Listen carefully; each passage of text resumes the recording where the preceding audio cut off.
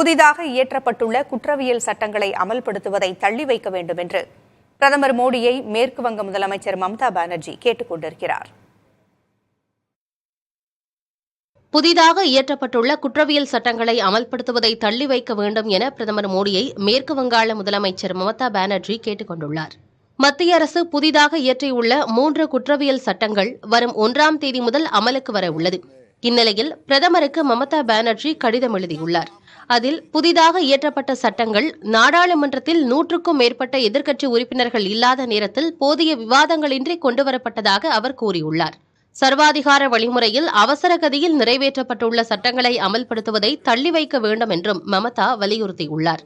புதிதாக தேர்வான மக்களவையில் குற்றவியல் மசோதாக்களை எதிர்க்கட்சிகளின் பங்களிப்புடன் விரிவாக விவாதித்து தேவையான மாற்றங்களுடன் மீண்டும் அமலாக்கலாம் என்றும் மம்தா யோசனை தெரிவித்துள்ளார். தமிழக முதலமைச்சர் மு.க. ஸ்டாலினும் இதேபோன்ற ஒரு கடிதத்தை மத்திய அரசுக்கு எழுதியுள்ளது குறிப்பிடத்தக்கது.